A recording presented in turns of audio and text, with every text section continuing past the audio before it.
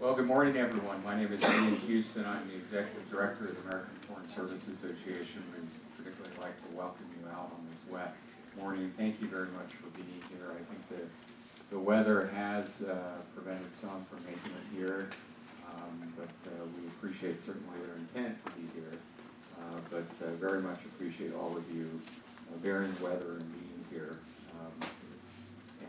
On behalf of AFSA and the governing board and the staff, I certainly extend a special welcome to all of our guests as we discuss issues related to diplomacy and development and the Foreign Service in the base since September 11, 2001. And I'd also like to welcome our web audience who may be watching us via the internet, and also certainly our VNet audience watching a tape broadcast. Thank you for VNet and for others in the media who may be present here, and thank you for the role that you play. Certainly want to welcome our guests, Ambassador Barbara Bodine, Ambassador Robert Pearson, and former USAID Administrator Andrew Natsios.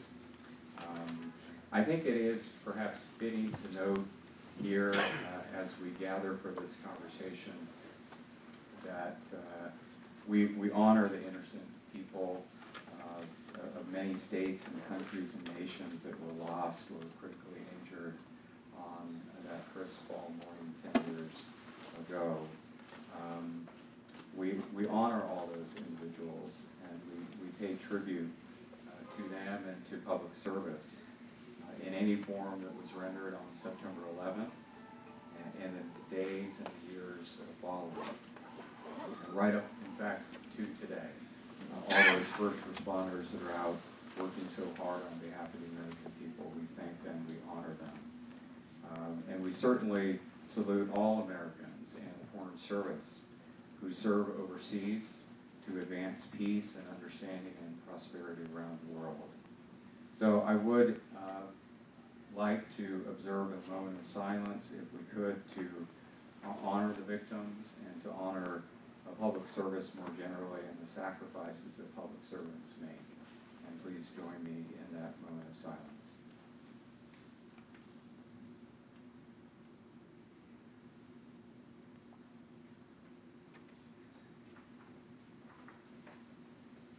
Thank you.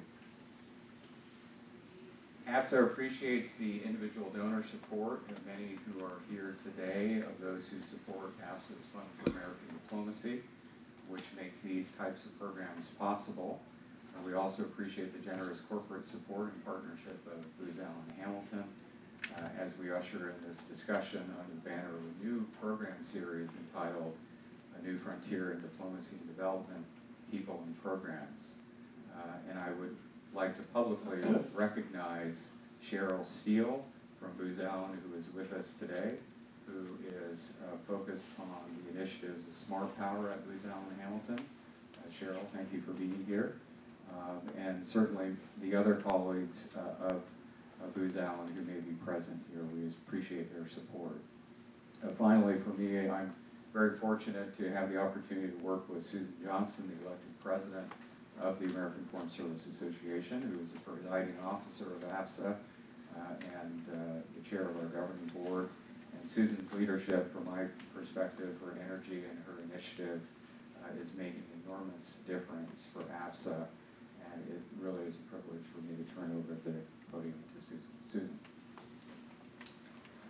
Well, thank you very much, Ian, and thank all of you. Let me add my voice to welcoming you all. I have to say, at this moment, looking around, I have a sense of community and family with Foreign Service family sort of writ large, as well as public service in general and the American people. And it's really an important moment for us here to be holding this event at AFSA, the American Foreign Service Association. We try to be the voice of the Foreign Service, and certainly all of us have had our own experiences around 9/11, and this is a moment for us to take stock a decade later to discuss amongst ourselves a little bit what we think the impact of 9/11 has been on the conduct of American diplomacy and development in the last decade, and what are some of the implications as we go forward. And so I'm very pleased to have with us today three very special people who are going to help us consider these questions. As Ian said, Ambassador Barbara Bodine, who's going to moderate the panel. Barbara, and I'm going to be informal here and try to use first names. That's fine. Barbara, Bob, and Andrew. Yes, yes, absolutely. But that's what my parents had in mind. Good. But Ambassador Bodine is currently at Princeton University at the Woodrow Wilson School of Public and International Affairs, where she's a lecturer. But she's also a former ambassador. She was ambassador to Yemen. And something that I take pride in, and I think many in the Foreign Service do, a Foreign Service officer, an FSO. That means something to all of us. Andrew Natsios, hadn't seen him in a long time, but I was chargé in Bucharest at the time of 9/11/2001, and he was visiting. So that was a very unique occasion. I won't go into it, but he served as administrator of U.S. Agency for International Development, and it was in that capacity that he was visiting then. He is now a professor at Georgetown University, and we're very pleased to have you here, Andrew, to give sort of the development perspective. And finally, Ambassador Bob Pearson, who's currently president of IREX, International Research and Exchanges. He's also a former FSO and ambassador to Turkey, and a former Director General of the Foreign Service. And so we're very pleased and honored to have you here with us, Bob. I'm not going to go into any more detail. You all have biographic data there on the chair.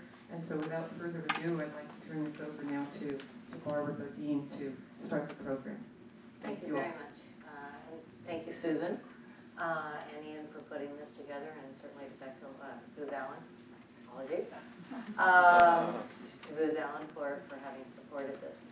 I think we've all been listening to the radio and watching television for the last week, and if it wasn't about hurricanes or earthquakes, it certainly has been now the run-up to the 10th anniversary of 9/11. And almost every conversation starts with, you know, where were you on that morning? One of those things that none of us will ever forget. Rather than talking about where I was, I want to read to you I think a far more important story of where we were. This is from the class that entered the Foreign Service on September 10th, 2001. And what they sent in is on the morning of September 11th, provoked strong feelings of shock and disbelief, giving way to horror, fear, and concern for our friends and our relatives that we could not reach. And although as a class, remember they've been in the Foreign Service 24 hours, as a class we had no idea what to expect the next day at FSI. One thing that gave us all hope, courage, and pride was that every member of the 104th class came back on September 12th. Somehow, we all appreciated that our entry into the Foreign Service had taken on a new, more personal significance, and we were all the more determined and proud to do our best to serve our country. And so this is the class of September 11th. They certainly did enter a Foreign Service and a diplomacy that was going to be markedly different than perhaps what they had thought they were joining. And that's what we would like to talk about today, is what has the last 10 years meant for diplomacy and development as people, as institutions, as elements of the foreign policy matrix, and what it's meant to us personally. And what I'd like to ask my colleagues to focus on are those three issues.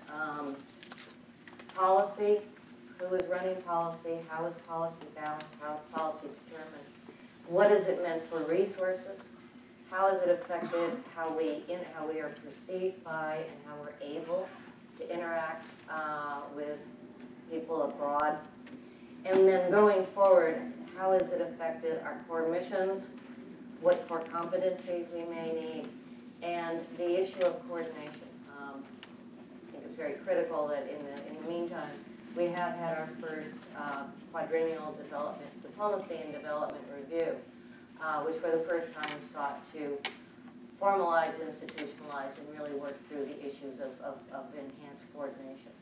So that's kind of where I would like to see us go today. We are going to try to talk as briefly as 3 former diplomats can,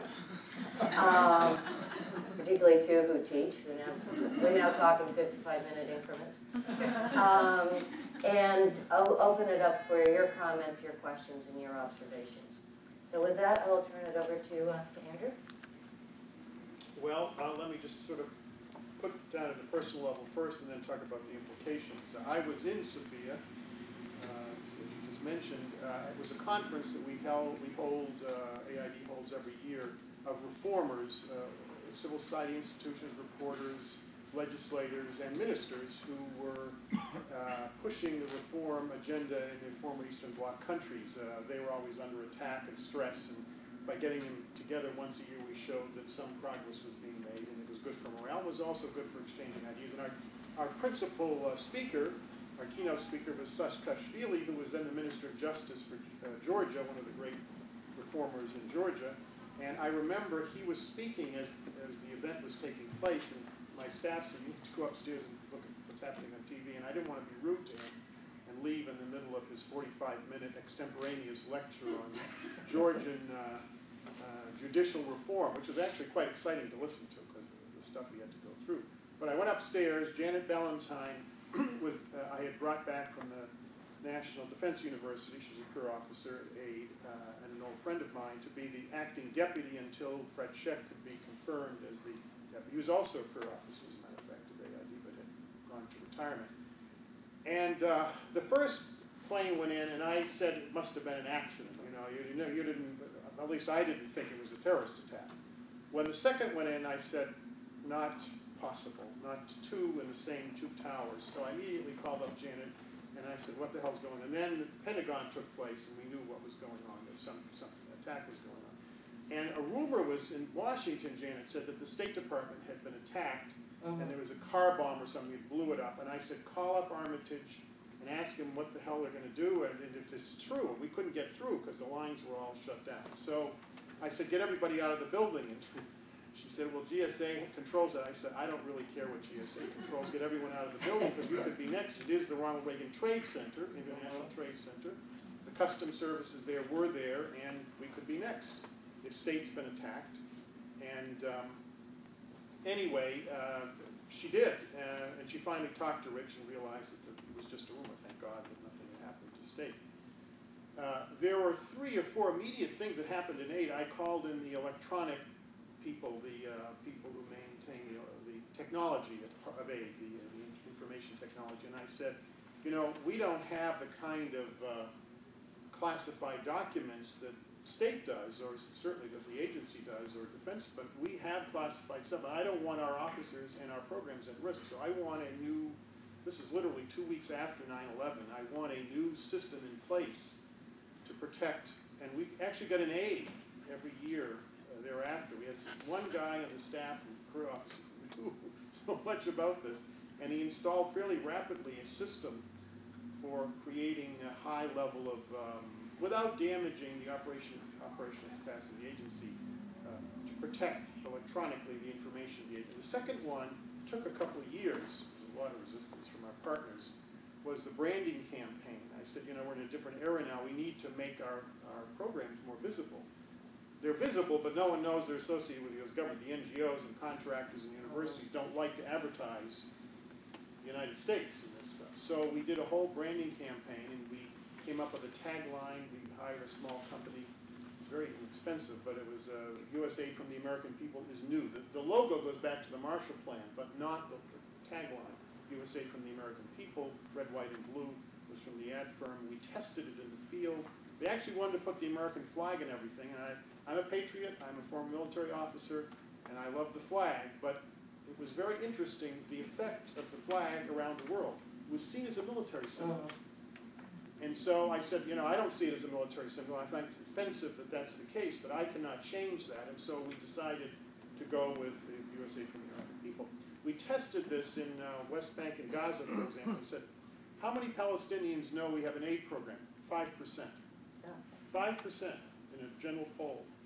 We did the branding campaign, and 55% knew within 3 months. And Condi Rice told me one day, every Palestinian was saying, oh, we didn't realize this massive program here. And we did it in a very subtle way. We just said education, health, and water.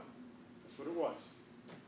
The third change we made, which is still, I don't actually want to say this on tape, but we did make the decision.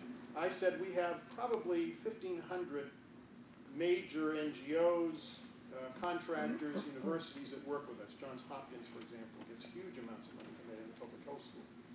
But, and we know them, and they're, secure, and we trust them, and we know they're loyal to the United States ultimately, even if they're not American. They would not get involved in a terrorist activity. However, we have tens of thousands, maybe hundreds of thousands, of very small civil society organizations at the village level, at the community level.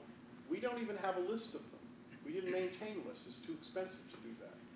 And we don't know who they all are. We don't know whether any of them have connections that we don't want. And so we began a process internally with the agency of oversight of that, and that is still, I was threatened with lawsuits by our partners if they had to start collecting information and to certify that these were groups that were legitimate.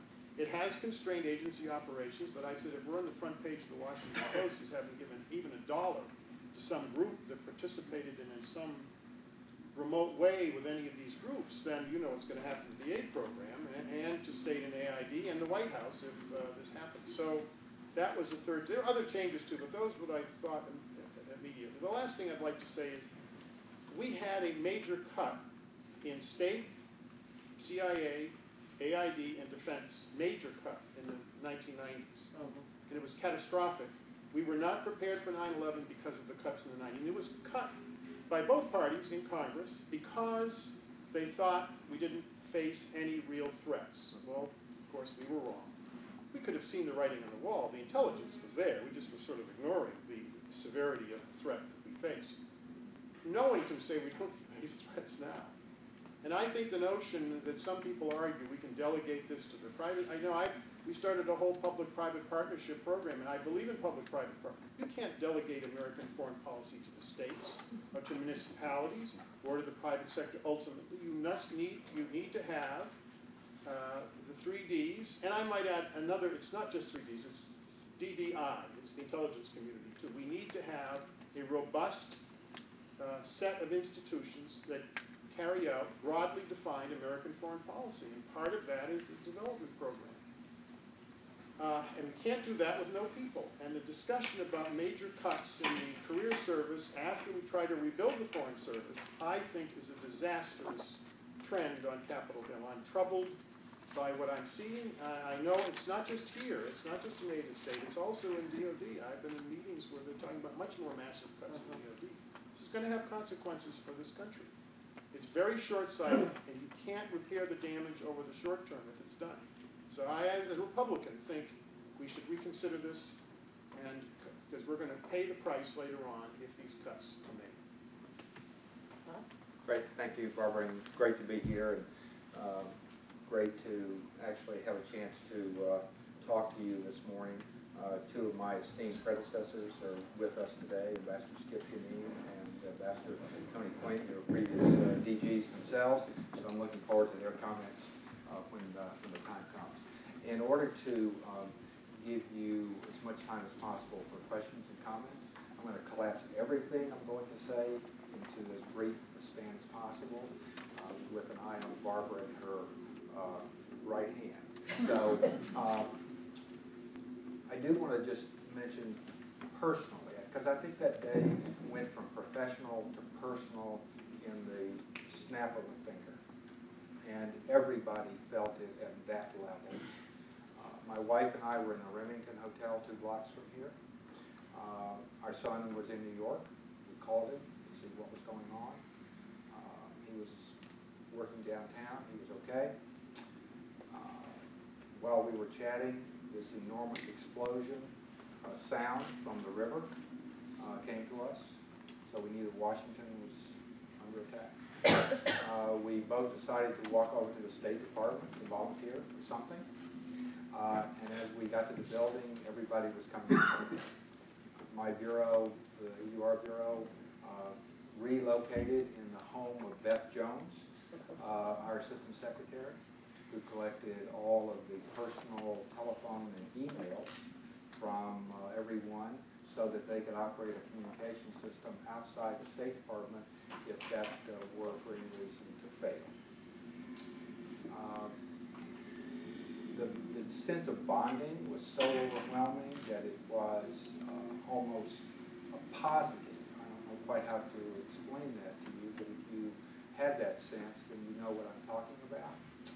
And everybody wanted to hold on to that as long as they possibly could. When I got to Dulles a few days later to fly back to Ankara, Turkey, where I was ambassador, there was a line of 500 or 600 people waiting at the Delta counter. And what struck me was a young Muslim employee of Delta behind the counter with her headscarf on. And she was helping other people, helping me, and people were interacting with her without any sense of concern or discomfort or embarrassment. And it made me feel really good to be an American, to see that scene, and to see her at her job and other people doing what they were going to do and sharing this tragedy as a community. What happened? I would divide this into two phases quickly. One is through Afghanistan and after Afghanistan.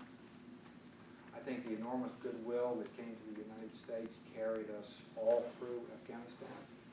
I went to the Turkish Prime Minister and asked for overflight, basing rights, basically free use of U.S. base in Incirlik, and he told me that he would be back in touch with me.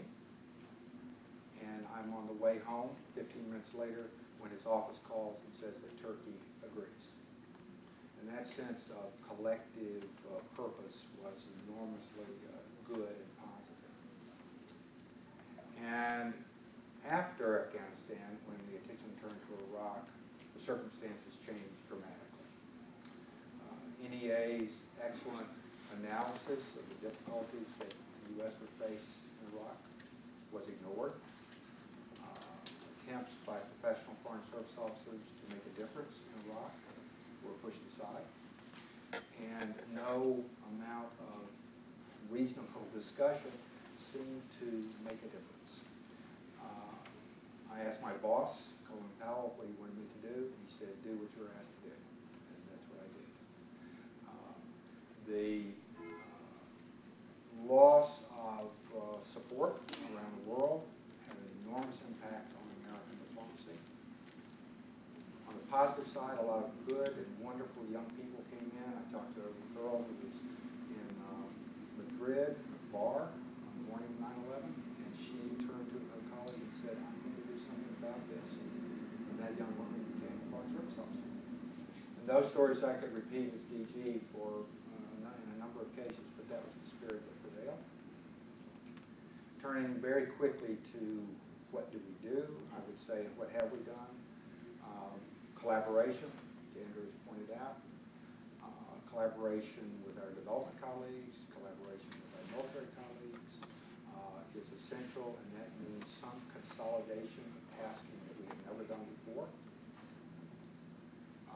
When I came back from Turkey, I wrote Secretary Powell a memo that ultimately became the creation of the Office of Crisis Reconstruction and Stabilization, SCRS, which is now moved to F.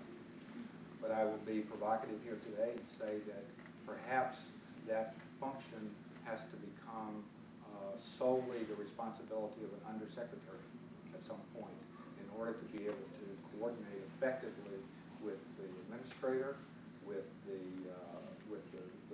Pentagon, with DOD, and with the sinks around the world. Concentration. 3/5 of the Foreign Service officers today have been in service for less than 10 years. 1/3 have been in service for less than 5 years. If this were a corporation, the only way to transfer that knowledge that is necessary to them is through instruction, because we don't have the old hands around to pass it on the job.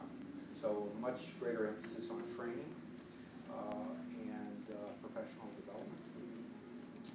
Secondly, concentrate on where your interests are. That is to say, really in emerging societies and in fragile states. I won't go through the long list. I was lucky enough to be DCM in Paris for a wonderful guy. In those days, Paris had 1,000 people and 48 separate government agencies. Now, I'm not arguing against Embassy Paris, but I just wonder if 1,000 people and 48 government agencies in Paris is the best use of American resources. Family support, I think we need to really concentrate on putting family first. The military services do that. There's no reason why we can't do that.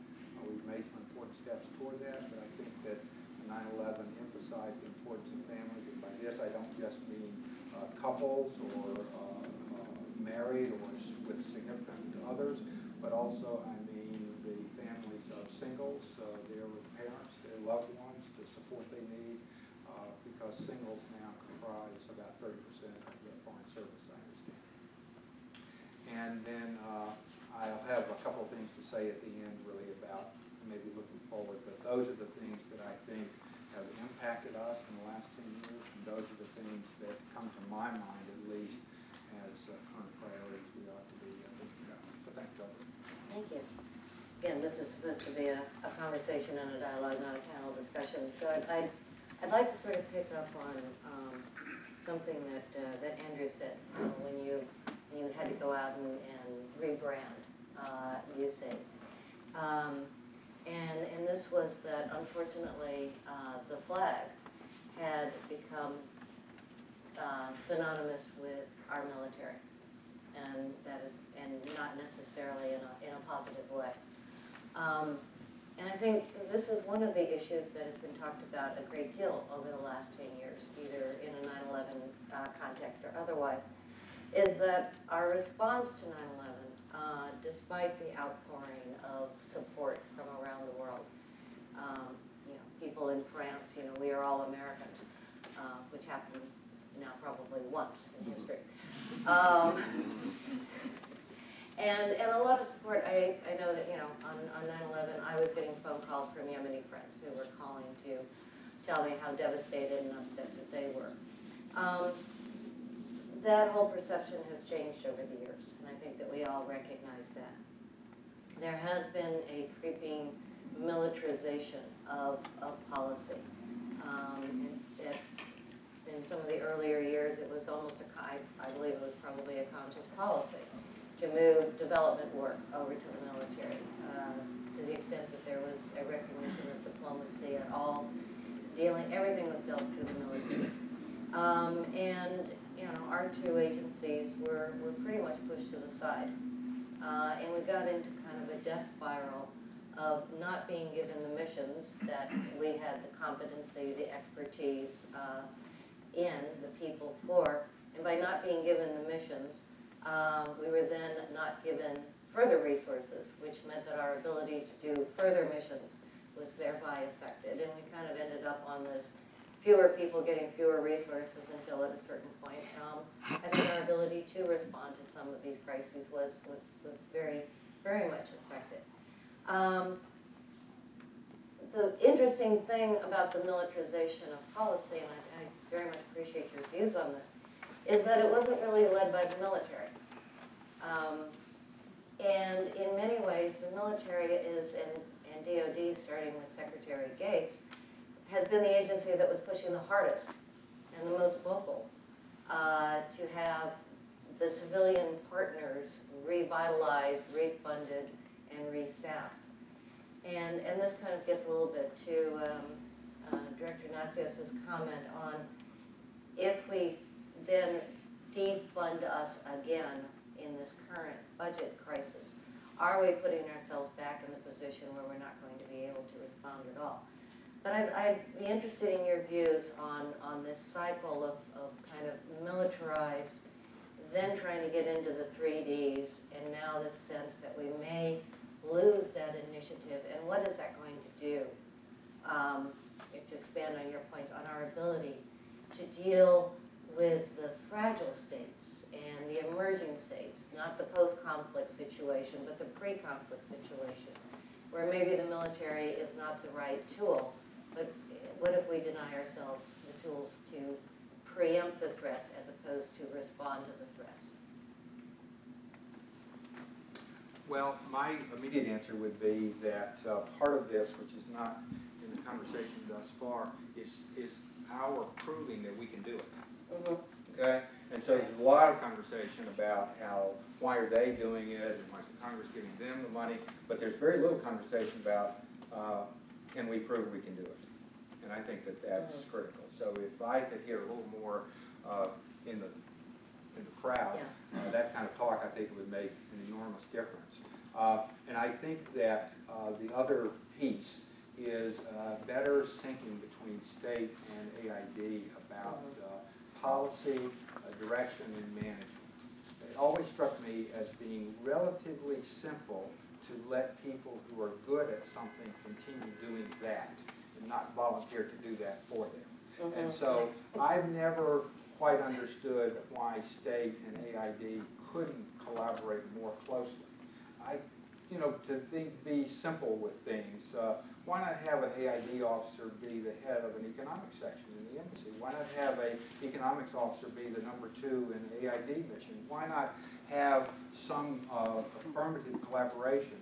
The military does this by discipline. We do it by negotiation. But we really are going to have to prove that we're capable of this if we expect to get the money.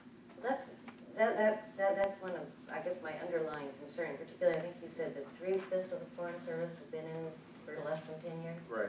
So that's 60% of Foreign Service officers really don't know a governmental presence style balance of talents, except in a post 9/11 context. And one of my concerns has been that not only do we not necessarily have the skills and the money, but we have almost forgotten what our role can be and what our value added can be. That there are so very few of you. And, well, okay, so we're never going to be the size of the Army. We're never even going to be the size of the Marine Corps. But that the talents and the role that we bring to bear are a qualitative, not a quantitative role. But we have forgotten that. We don't have the institutional memory of what role diplomats and development specialists used to play. And so if and when given those roles back, we don't know what they are. We don't know how to do them. They're almost a lost skill. And Let me make a few comments.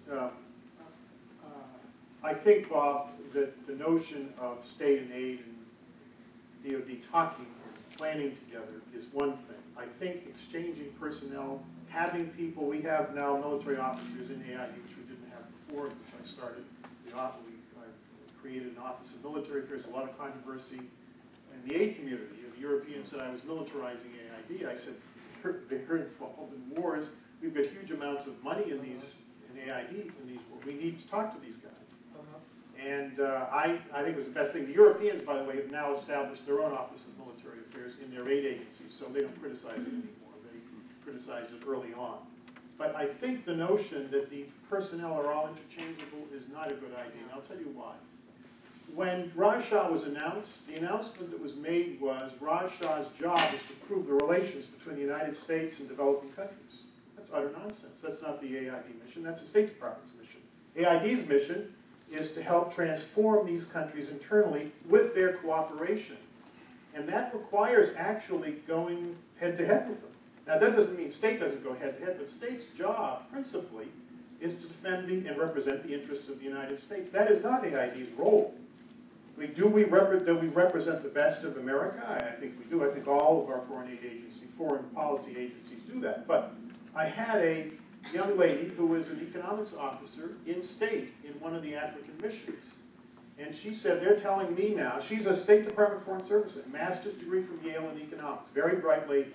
She said, they're asking me to do interchangeable programs with aid, because we had a big aid trade program, trade capacity. She said, my job is to increase trade of American companies in this country. The job of AID is to do the exact opposite, is to increase the amount of trade from countries, businesses in this country with the United States. Now, is there an overlap sometimes? Yes, but they are not the same mission. They're not the same mission. In fact, in some ways, they may be in contradiction to each other. There are tensions between the 3Ds that we are ignoring. And by ignoring them, we are actually weakening the institutions that we're working. When people say the role of the State Department is to transform other societies, they say, and both parties have said this, by the way, this is not a partisan issue. I said, wait a second. Then who is going to represent American national interest in these countries? If the State Department's not doing it, who is doing it? Who is doing it? So I think we should be a little careful about mixing missions that are complementary, could be complementary, that need to plan together. We are planning together more. I think having personnel in state and aid and DOD so that we understand how each other's systems work, so we respect them better and understand them better, is very important. I'm not saying that's not, but to say that the three missions are the same is not the case. DOD's job is not to improve relations with other countries. Do they do that sometimes when we have these missions, military missions? I understand that, but there are differences and tensions that we should recognize. I remember when I was the director of the Office of Foreign Disaster Assistance 20 years ago, Julia Taft, who's a very famous lady, was my predecessor. This is Will Taft's wife, who later became head of the General Counsel's office, of course, in state. And Julia said, you know, state doesn't like to deal with rebel groups where we have established relations with the government because they're at war, you know. Like John Durang, the state didn't like dealing with John. So Julia did it, and I did it on a regular basis. We did it, in fact, all over Africa and civil wars. And state knew we were doing, we told them what we were doing, but they said, you know, if this blows up, we're just going to say we didn't know you guys were, you know, fudge it a little bit. It's plausible deniability. But we can't do aid programs in the Civil War unless you talk to both sides. We weren't negotiating political agreements in terms of the Civil War. But there are distinct utilities in having the 3Ds and the I have their own missions and carry them out. And there's a sense now that by merging these, we are weakening the institutions. I do think one change I think aid and state need to consider is this. And I agree with Bob, there needs to be, this is my judgment, an undersecretary. If you're going to make SCRS functional, it needs to be functional. It needs to be elevated. It can't be an assistant secretary's position. It's not going to work. Because I know the resistance from the regional bureaus is already enormous. We are not expeditionary. OFDA and Food for Peace are expeditionary. They've been for 15 years now. That is to say, you can send an OFDA DART team, Disaster Assistance Response Team, to a remote place in the world. They can feed themselves, house themselves, clothe themselves, just like a military unit can. But that's the only part of aid that can do that. AID has a whole 50 armored personnel vehicles, you know, armored cars that we've had them for years. We have them in Dubai in a warehouse. And we use them in Iraq, and we didn't have to buy them. They're already there. There are already protocols in using them. But they were all owned by OFDA because the rest of the agency is not expeditionary. That is to say, they cannot be self-contained. If you want state and aid not to have 1,000 officers, and we don't have any officers in the embassy in Paris, but I mean, we have officers in countries, in my view. I don't know why we have an aid program in Brazil. I tried to shut it down, and people are ballistic. They have their own aid program. Why do we have to have an aid program? But anyway, I think the notion of us moving the officers out of the capitals like Paris and London into the developing world where we have a lot of foreign policy interests that have only become clearer to us more recently is a very good idea. And in order to do that and to move to areas of these countries and to countries where we don't even have embassies is something we don't do that well. I mean, do quickly well. We can do it eventually, but we have to be able to do these things in a matter of a couple of weeks when we have to. I think one thing that I would, it sounds almost as if we're trying to draw brighter lines between the agencies than necessary. I had both economic officers and development programs in Yemen, and I didn't see them as contradictory or working in opposition. The real issue was how to get them somewhat, if I could get them going this direction as opposed to this direction, I thought I was doing a fairly good job. I never really thought I was going to get them going like this. Sure. I think there is sometimes some misunderstanding. I've heard people talk about how there should be a Goldwater-Nichols for the civilian side.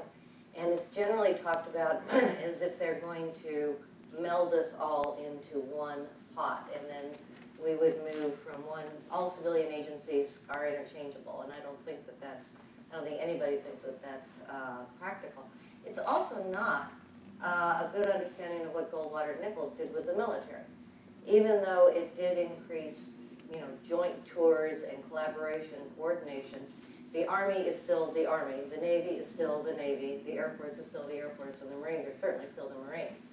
And what they learned how to do was work together, but not cease to bring their particular culture, their particular talents, and their particular way of approaching issues to the table. They just learned how to do it together. And I think that's perhaps, in that sense, it is a useful model. But not a model if somebody is thinking that you can interchange all civilians backwards and forwards. I don't think it works at all. We had a nice conversation on the phone yesterday, and I know the three of us could probably continue to talk probably for the rest of the day about these issues. But I'd like to open it up to your comments and your questions on the subject, or even some topics that we haven't quite raised yet. Yes, ma'am. Who's Alan? Who's Alan? Thanks.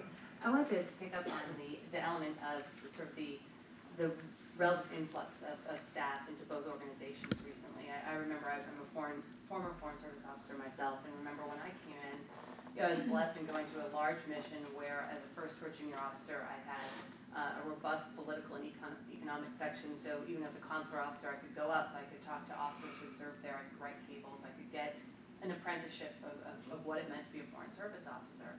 And I talked to colleagues, classmates of mine who I come in with who are now DCMs who say, I feel I'm constantly pushed and stretched. I have personnel who have come out of conflict zones who are still dealing in some ways with post-traumatic stress syndrome. They have junior officers who they want to have the time to apprentice and mentor, but simply can't because the numbers have been inverted. I think that element of the culture, as we look at 3Ds and that importance of sort of understanding what's your organization's mission, what is that unique thing that you bring to the table is so critical.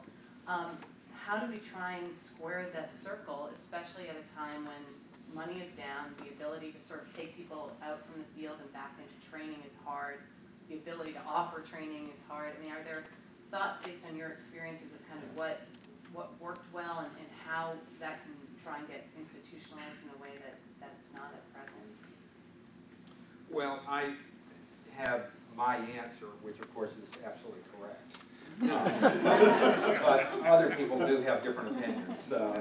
I know that in the Foreign Service there's always this resistance to training. You've got to have this woman or this man, you've got to have them at post right now, people have got to have, and that's always been the compromise. And if you send untrained recruits into a campaign, you pay with a lot of recruits. That's what happens, okay? Because they're not ready to do the job. And so the only real answer is training. And the only real answer is to take the hit in the field in order to have people adequately trained to do their jobs. And it's really not fair to them to put them out there and see what happens to Joe or Jane when they get there. It's completely unfair. And so we owe them something that they're not getting. I'm not saying, I think based on what I've seen since I left as DG, the DGs have done wonderful jobs of trying to focus on more training and more professional development. But I think that that's really it. You just have to come down to a simple answer. It is, they must be adequately trained to do their jobs before they get there, period. Let me answer this. AID is a training institution like DOD is. In peacetime, 20% of DOD's budget is training. The problem is, in the 1990s, they gutted all of the OE accounts in Congress, and all the training programs were shut down. It used to be, in AID, that you could not get tenure in the Foreign Service unless you went through the 6-month training program, which is almost most of the day. You had to master development theory and development practice so that the entire agency was functioning based on the same. There's 8 different schools of development theory. Some of them are irrelevant now, some of them are simply wrong. We know now from empirical evidence they're wrong. And yet some kids get trained in schools, because they're recruited with advanced degrees in AID, AFSP. And I used to say, wait a second, what are you talking about? You had a Marxist professor from BU who is telling you this stuff? I mean, no one in the World Bank or the UN accepts these theories anymore. Dependency theory and that kind of thing. If that's what you think you're going to do at aid, you're living in a fantasy world. But they said, well, no one told us what the theory. I said, well, we have to have training programs for that. And the OE account was gutted. There were no training programs at all in 2001 when I arrived. But all of them had been shut down to avoid more rifts of personnel. We'd actually have to lay people off in order to have the training program. I suggested to Congress repeatedly, and Jim Colby was prepared to do it. I should have stayed in one more year because he said he would do it. We need to, for AID, redefine what OE is. OE is the operating expense budget of AID, and people see that as bureaucracy. You know, you hire if the medical doctors and public health officers and agriculture and AID are funded out of that account. They're foreign service, and they're funded out of that account. They're bureaucrats now because they're funded out of that account. I said, are you opposed in Congress to having more medical doctors or public health PhDs or demographers or agricultural? No, we support, that's what we want. I said, then why do you call them bureaucrats and say they shouldn't be funded? Because that's what you're doing by cutting those accounts. So I think we should redefine OE so that program money, which is actually much more protected by Congress, can be used to train officers. And I don't think you have the same problem as we do in aid in terms of restrictions on funding. But you don't have that account. We have that problem, and the only way, it's not going to be changed because the politics of Congress is, I think, the biggest problem both state and aid face, frankly, is the politics of the Congress. Committees are telling us to do exactly the opposite thing. The 4 appropriation and authorization committees want more personnel in the field, and government operations said reduce the American footprint. How do you carry out American foreign policy by reducing the footprint, sending everybody back to Washington? What use is having in foreign policy everybody in Washington? That doesn't make any sense to me. Sort of is counterintuitive. It certainly is. Not oxymoronic. I have said, if we could only have 2 appropriation, 2 authorization committees, they do disagree with each other. They tell us to do opposite things. But the other committees in Congress are much worse because they're trying to regulate the entire federal government, and they don't really spend time on our stuff. Let's sort of take that one more step, because there has been a lot of talk about having, I remember, back in the Jurassic Age, it was the state, commerce, and justice were together as one budget. And that didn't make sense to me even then. Talk about missions not having anything to do with each other. We really had nothing to do with each other. There's sort of increasing talk about having one large national security budget, which would be DOD, state, USAID, heaven only knows who else. And some very strong opinions going both ways on that. One, that it would be a way for state, USAID, and other civilians to be able to get a hold of some of that money, since no one ever turns down a defense budget, and you get extra points for turning down ours. One is that this is a way for us to capture more money. It's almost like the 1206 or 1207 idea. The other countervailing argument is, if we get pulled into the DOD budget process, we will just become a line item under paper cuts and staplers. And we will lose any control over our budget, and we will almost end up as whatever is left over we get. What would be your, you both had to watch budgets from your respective positions? I think for the American people and for the ability to sell our case, I think it's probably better at this point to put ourselves under a national security grouping. National security doesn't quite explain what we do, and it certainly doesn't quite explain what AID does. But if that's the way you get more funding, I would certainly take that as a tactical decision. I don't know that it has a lot of promise within itself to generate additional funding. I will say that.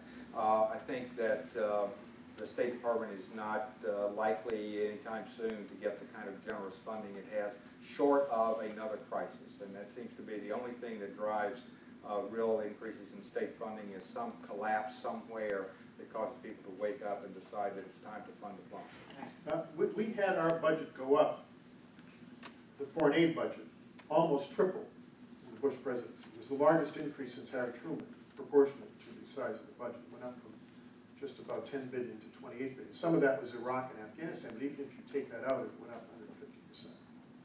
So the budget went up without being part of the Defense Department budget. I think the idea of having this is a good idea, except right now, interestingly enough, I sit on some boards that are more oriented on the other side of the river, and they're contemplating a much larger cut in the Defense Department budget than they are in state and AID. So I'm not sure. I know the Secretary wanted to do that for a very good reason. I thought it was a good idea until I heard what the cuts might be in the Pentagon.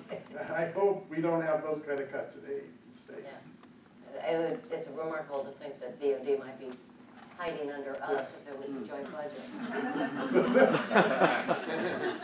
Sort of like having an elephant under your pillow, yes.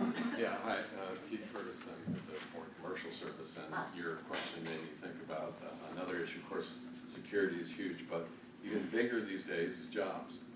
And one of the things that got left behind when the State Department left CJS was the Foreign Commercial Service, which is the C in CJS. Right. So I'd be interested, although it's interesting enough, the President, of course, twice mentioned the reorganization of the trade function within the U.S. government. He didn't say anything about it in the jobs last night. But I'd be interested in the ambassadors and your opinion about whether or not there should be some movement in that area, whether there should be a trade reorganization, whether commerce might be, whether it should be bringing that job export function back into one stronger, more powerful organization that would create a real punch for the Foreign Service and be able to, we could talk all day about the security, but the jobs is just as important, and the Foreign Service should claim that. Just very briefly, my impression, you correct me, is that the size of the Foreign Commercial Service and the budget and so on continues to shrink at Commerce. Relative to other things at Commerce that are growing, is the way I understand it. You could fit us in one little satellite of Norway, I feel like. So I think that I would make the argument on the basis of mission. And if the mission here is diplomacy, then I would certainly not be opposed to a reabsorption of the Foreign Commercial Service into the state family. And if what you have in mind is reaching out to other trade association agencies of the United States government, I probably am not expert enough to answer that one. But I will say that for several years I have been worried about the fact that the Foreign Commercial Service seems to receive less and less attention at the Department of Commerce, and I do think it's a vital part of what we do. Yes. Yes.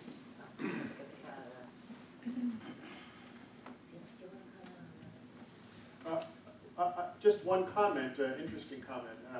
Bob Zellick was the first U.S. trade rep to ever step foot in AID, because they saw us as sort of an adversary in some ways, and we saw them, because their job was to increase commerce with other countries from the American side, and ours is the opposite. We do $700 million in trade capacity building programs in AID even now. He came and said, you know, the way I'm convincing countries to do these bilateral free trade agreements is we promise them I said, well, just make sure you check with us first. Don't promise allocation of our money based on your formulas. That's not how we're doing it. Okay? But it worked very well, and we worked with them much more closely than we ever had before, because we said, let's have a little truce here. There is a utility for us, from our perspective, to have these trade agreements, because it increases access to American markets for the businesses that we're trying to train in terms of how they get through the phytosanitary code, which, while it's supposed to protect health in the United States, also protects American markets from competition abroad. But that's a different subject.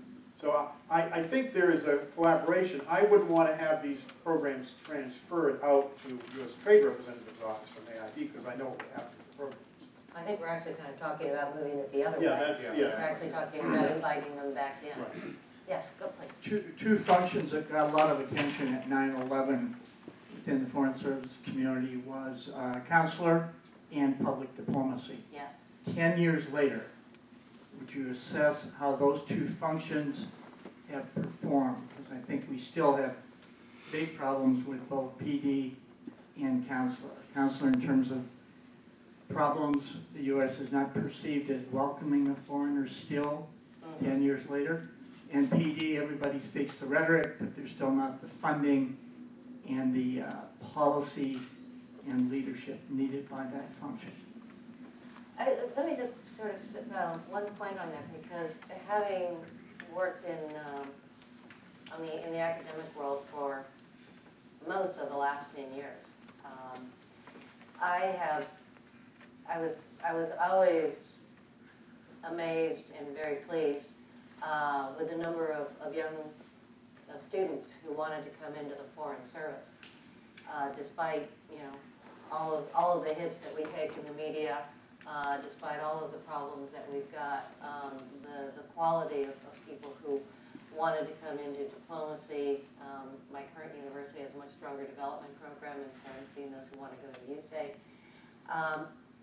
One of the things that very much struck me was the number of first-generation Americans who not only wanted to go into the Foreign Service, but wanted to go into PD.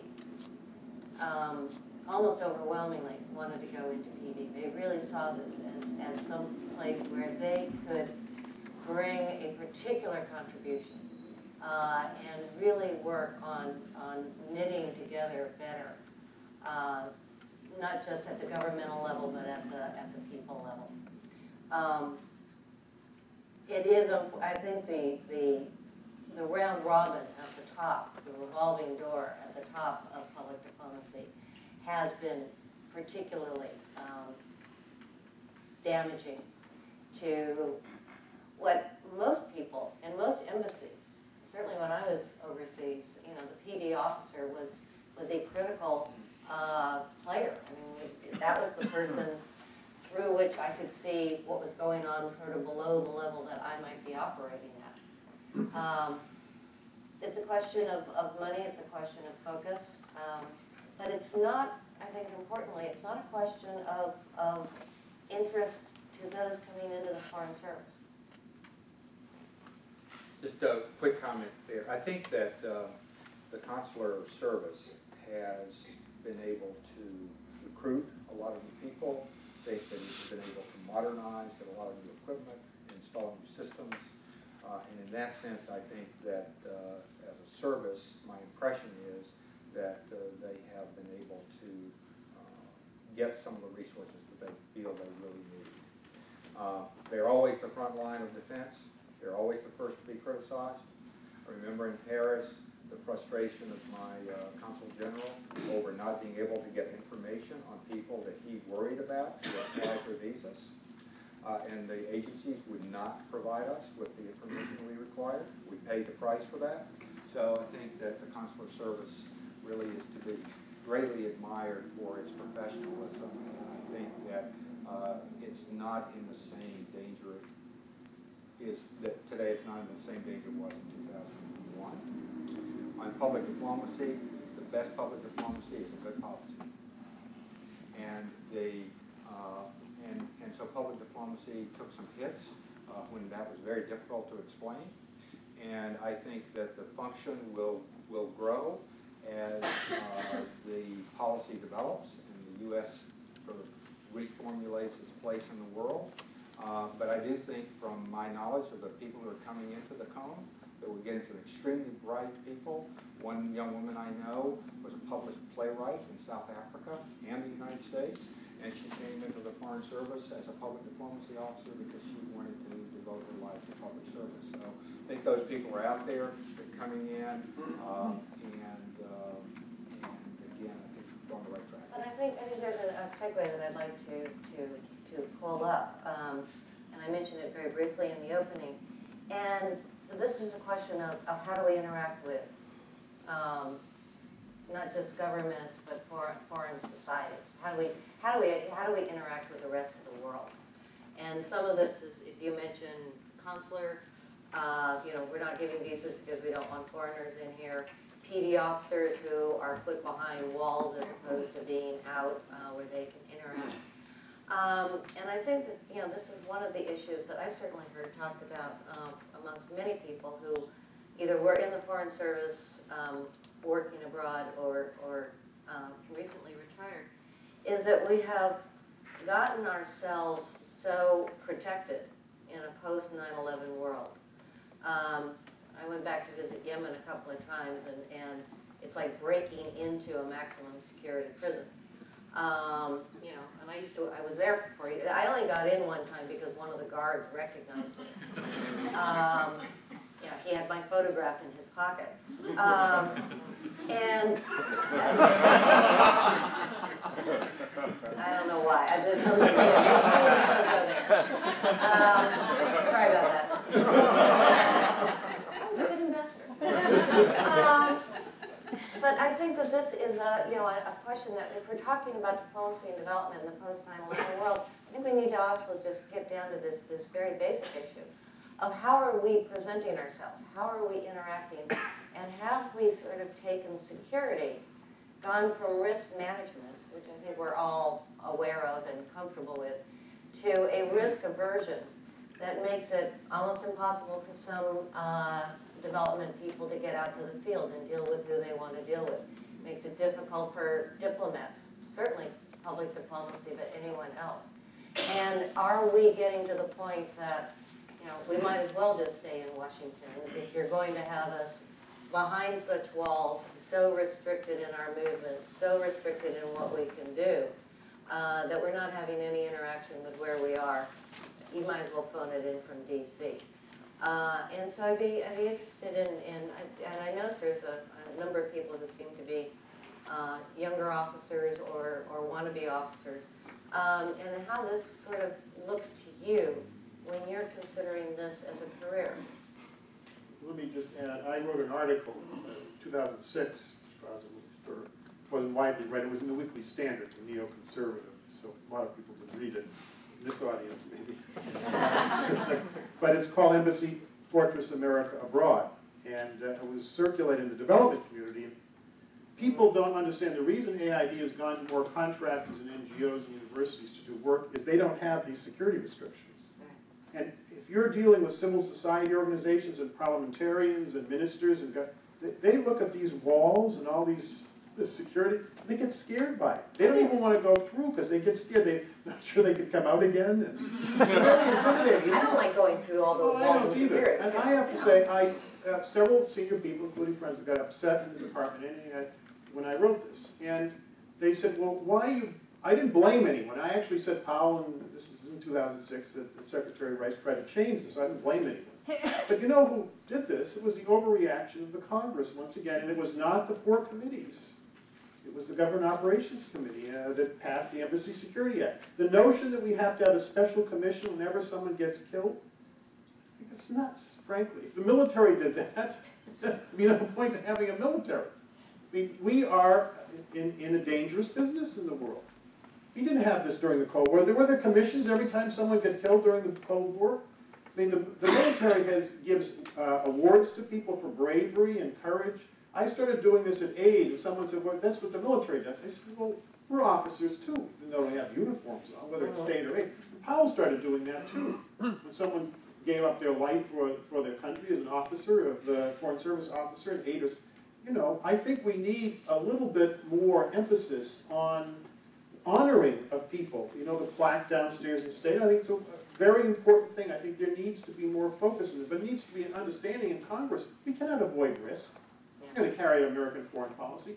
And it is not just restricting aid, it is restricting state too. When I was a U.S. envoy to Sudan, it was astonishing to me. I was happy to have the protection, but I couldn't talk to people and see people because of all these restrictions. And it was all a result of this obsessive focus in the Congress with averting risk. Yeah, and there is, interestingly, it isn't coming from within the service itself. I mean, it's a frustration that I think almost every officer, development officer, and diplomat that I have met overseas feels, you know, I need to get out there. They won't let me out there with this risk avoidance, which doesn't happen anywhere in the world. I mean, I'm sorry. You know, we have earthquakes here in Washington.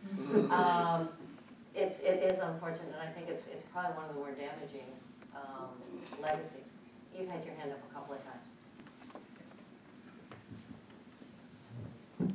you. Matthew Asada of the Department of State and one of the AFSA governing board members. To tie in a couple of things that you said, as a new officer who served out in Afghanistan and Pakistan, I think you're right that this culture that's prevented us from getting out into the field is really debilitating. And it's limiting our impact and our effectiveness. And as someone who was assigned to one of the provincial reconstruction teams, it was an outside of chief of mission authority. I actually had leeway and advantage and an opportunity to get out, and I used it. Good. And I think that we have to look at what's legislatively mandated and also what internally we can control. And that opportunity to get out, I would put it that is actually something that we do have a lot of control over. I do too. I think That's the chief of something mission has far more internally control. that we can look at and address that does not need congressional action.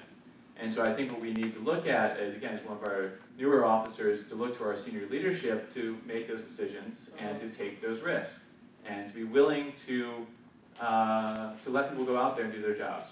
So again, internally, I think we can address that. But to tie it into your question on resilience and bring back to 9/11 10 years later, how the institutions changed, and you mentioned the earthquake. This last year, we've also had hurricane. We had a snowstorm that shut down the GW Parkway for 12 hours. I got stuck there, yes. And we almost had the government shutdown. Right. And all of these bring up the question is, how resilient are we as an institution, as a foreign service? Again, not overseas, where I think that our embassies and their alternate command centers are pretty well structured to continue operations if something happens. But I'd like to hear from our panelists and our guests today is how well are we in Washington here? How well is the department that if something were to happen, that we could continue to function? Because, for instance, do we go to the Assistant Secretary's house? Is that where the European Affairs Bureau is meeting? Or is it going to be, or do we have, what's in place for us? I mean, because that's something I really do worry about, and isn't having someone, I worked in an office where we lost, our leader, and it's something that I think succession is not built into the Foreign Service, into the State Department, and alternate command centers here in Washington. It's something that we need to take a look at. Yes, alternate command centers and all of those kinds of structures and institutions they're lovely. And there should be some planning for them, at least some thought about them. But I tend to look at our resilience and our adaptability, that, when we had a problem, the European Bureau decamps to Beth Jones's house.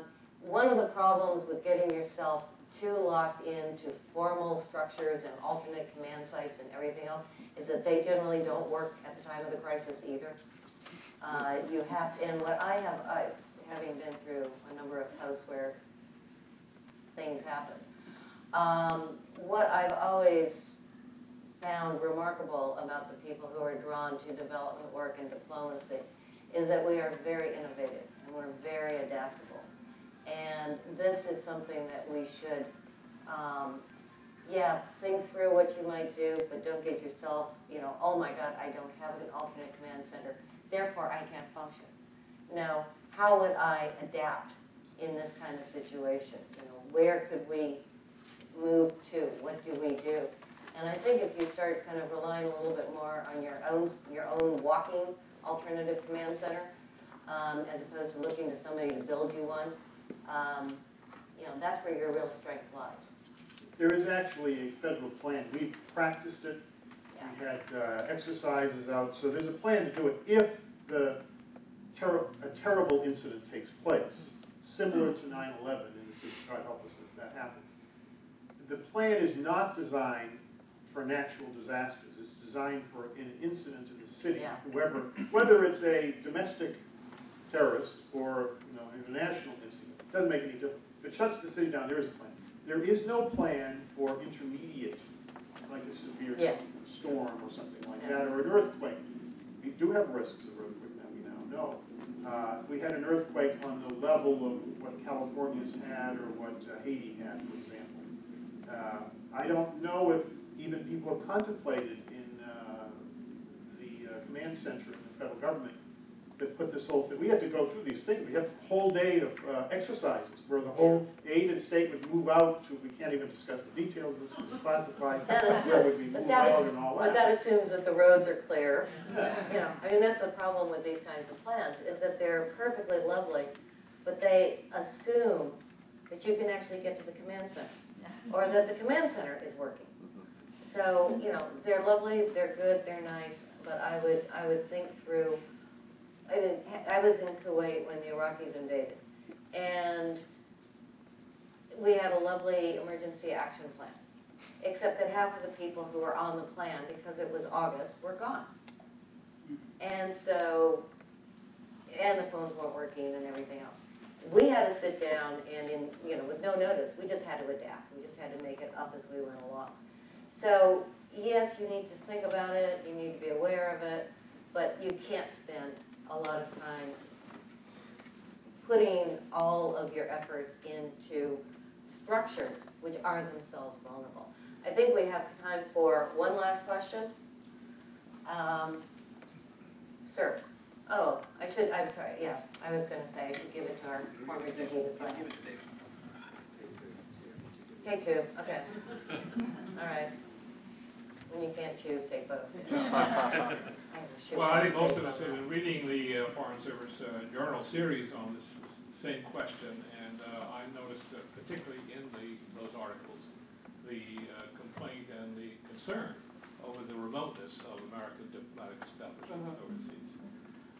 I think it seems to me that and you've touched on that too, I think this whole gets to the very heart of diplomacy, because the heart of diplomacy is actually seeing and talking with and to people, not necessarily from the base in that city or the fortifications in that city.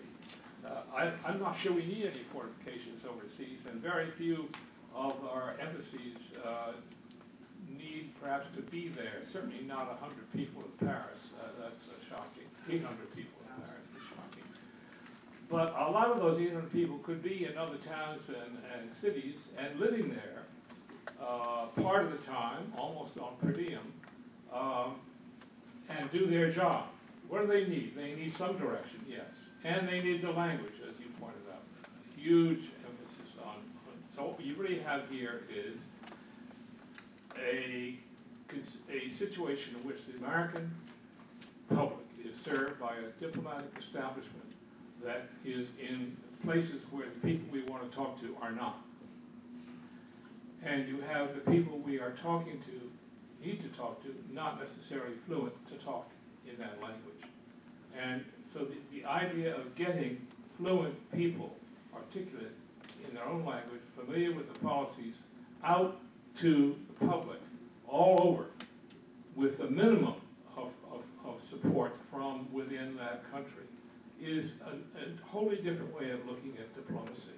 So I think a lot of what we've said about the need for all of these things in establishments, interagency committees and so on, is really not the answer. The answer is very simple. You have to get out, you have to be able to speak, you have to know what you're talking about. Now, how can you manage that in the most minimal way in terms of the cost? Why don't we give Tony the mic, and we'll do both questions, and if you can sort of collapse your answers to the question and your closing comments. Thank you, Barbara. I would pick up on a couple of themes and perhaps drag it back to 9/11 and the consequences of 9/11. If you remember that day 10 years ago, the first question that was asked was, why do they hate us? And that plays into the question which has been touched on in a couple of remarks about the role of public diplomacy. And we've had a series of undersecretaries who tried branding and tried a variety of different other techniques. It's my impression from the public diplomacy officers at sort of middle and senior levels that I know that they feel that they are not now as effectively integrated into the policy process as they ought to be. And if we still care about that issue of how the world looks at America, we probably need to put more resources into public diplomacy, given the fact that, and I can certainly speak to it from American University where I teach, that students are interested in that career specialty, just as you suggested. The second thing that arises out of 9/11, and it was again touched upon in the context of Afghanistan and Iraq, and the member of the governing board who's been in the PRT perhaps speaks to this change more dramatically than anybody else could, that we have changed the function of diplomacy in ways that would have been unimaginable really prior to 9/11. And if indeed the new Bureau of Conflict Stabilization Programs, whether at the Assistant Secretary or eventually at the Undersecretary, prospers, really depends on whether indeed it is going to be what the American people want, that the United States gets in the business of fixing the world. I'm told that there are at least 20 countries on our list to be fixed. No, seriously. And of course, we already have Afghanistan and Iraq as success stories in fixing. And that is a real question for the future of diplomacy, both aid diplomacy and traditional diplomacy, as to whether we are going down a road as a result of 9/11 that will take diplomacy way out of what its traditional parameters have been. If that's the case, it raises the final issue that perhaps we're thinking about. Administrator Natsios alluded to it tangentially, which is that when aid recruits, it recruits to skill needs, or provides intensive training, but you hire doctors, you hire agronomists, you hire people who have the skills that enable you to do the functions that are priorities in the development agenda at a particular time. The Foreign Service still doesn't recruit to skill needs, although we're doing a little bit better, but it's my sense that, and the reference to training suggests, well, we get the smart ones and then we train them. But the trouble is that most businesses try to recruit to skill needs, and we have a long way to go in my judgment, particularly if the skill needs are about to change because the strategy of diplomacy under the QDDR is changing. Whether the QDDR is going to work, I think now, 9 months after it was issued, is more problematic than it seemed when it was issued.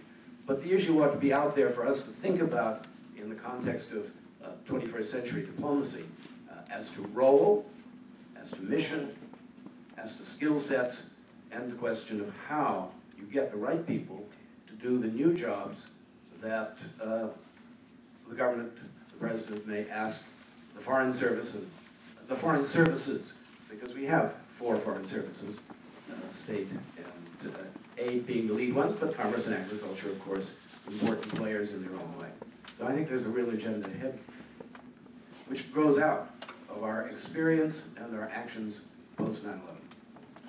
Thank you. I agree. I have to say the one thing that I would probably be a little concerned about is that when you start hiring to current needs, you tend to restrict your ability to be flexible and adaptable. And I say that as somebody who came in with a degree in Chinese and spent her career in the Middle East. You know, if I was hired for that skill, it wasn't a skill that I actually ended up using. But I think this whole question about, you know, what is diplomacy supposed to do? And I think, you know, this idea that all we do is deal with governments, or all we do is that the furthering of U.S. interests is somehow a one-way conversation as opposed to a two-way conversation, that you do further U.S. government, U.S. national interests through good development work, through good trade work, through agricultural work, through a whole variety of things. And it's not just trying to shape the other side's policy. I read a description of diplomacy done by a professor at West Point, which said that the diplomat's role was to negotiate treaties. I don't know about people in this room, but I don't think I ever actually negotiated a treaty. You know, it's like saying the role of the military is to shoot. Well, yeah, but I think you're quite right. Is that what we really have? We started with the QDDR, and I think it was a good start. Was to really sit down and try to think through what is the new diplomacy and the new development post 9/11 and also post Cold War, which we've never done. And do we need to rethink who we are and therefore staff ourselves, resource ourselves, and train ourselves differently? And that's an ongoing conversation, far from over. Bob? Well, I'm glad that I asked Tony to ask this question, because I think it's one of the more provocative ones of the day. I'm not so glad to be the one who answers it. But here's what I think. The world shapes us. And we are now in a circumstance where, a recent article I read, by another decade or two, the so-called West and its possession of wealth, its percentage of wealth, will be just about what it was in 1820. Okay? So we do not have a choice about what the world is going to be like. We must adapt to it. And that means to me that we must have a capability to coordinate an effective response to crises that is better than we have today. I don't really care what form it takes, but to not have the Foreign Service and the diplomatic service as a core element of that response would be a terrible mistake for American interests. When I served once at the White House, a colleague there told me, he said, you know, you guys are the most feared and hated institution in Washington.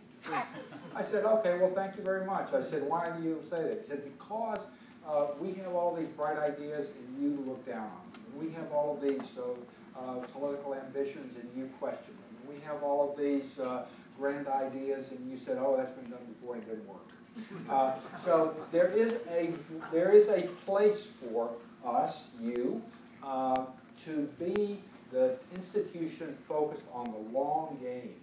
The long game, okay? Don't win this inning. You don't have to win this particular score, but you have to be there for the long game. Nobody else does that on the diplomatic side except the State Department and our sister agencies. So I would like to end this with a kind of note of confidence that we have the capability to do that. We are very versatile, we are very flexible, and we must pursue our national interests where they occur, not where we think they ought to be. Thanks a lot. And the last word. Well, just a story. My two uncles were brought up in the tenements of Lowell, which was the highest Greek population in the United States, 20% in the late 19th century, early 20th century. They were recruited by Allen Dulles in the late 40s because they spoke Greek before they spoke English, even though they were born here, because they went to Greek parochial school run by the church and they learned Greek in school. And in their host, my grandparents still, when they died, did not speak English very well. They spoke Thessalian Greek. They were particularly useful in the Greek Civil War, because when my uncles went into the villages, they were 100% ethnically Greek in terms of their ancestry, and they spoke the language completely, and they could fade into the society. I had a student of mine, and he did this in all of the ethnic groups. I mean, Allen Dulles was a genius in many respects in building the modern CIA. We've lost a lot of that, and I think it's been a disaster for the CIA.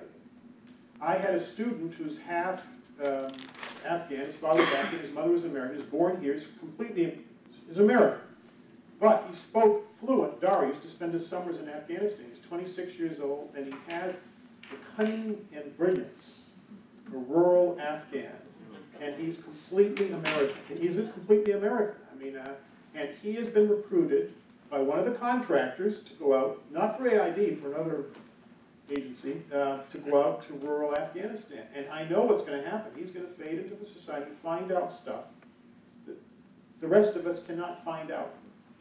The thing we have that no one else has, maybe Brazil has the number of ethnic groups. And we are not, I don't know why we're not doing it. We're doing it to some degree. I've seen them in state, and I know in aid, a lot of our mission directors are not born in the United States. The new mission director in Afghanistan, Ken Yamashita, was born in Japan.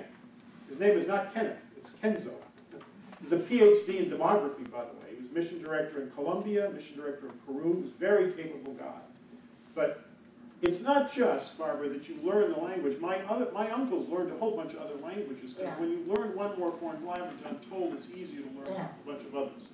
But they were multilingual in like 5 or 6 languages, and they also understood the culture of other Yes, countries. absolutely. I understand, when I go to rural Greece, I still, even though I'm third generation, I still see their worldview, and I can understand it because part of it's still in me, even though it's 100 years ago. So I think relying more on the ethnic groups in the United States for recruitment to the service, for me, not exclusively, but I think it would be very useful to really emphasize that and would strengthen both the Foreign Service and aid and state to do that. All right, well, thank you all. You've been very patient. This ran a little bit longer than we anticipated.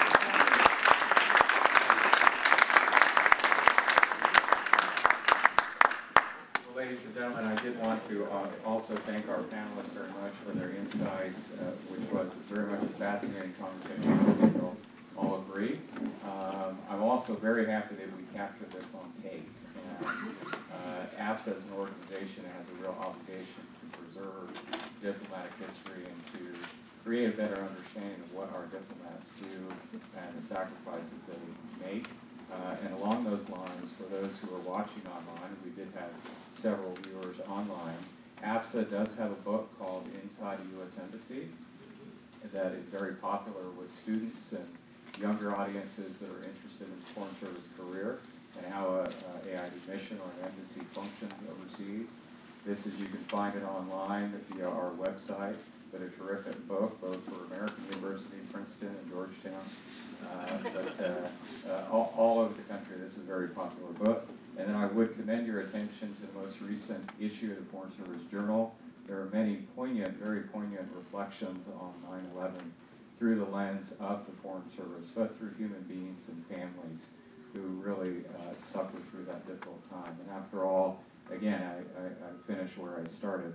We are here gathered to honor the memories that, of those that we lost on that day and all those who sacrificed for this country to make it a better place and a safer place.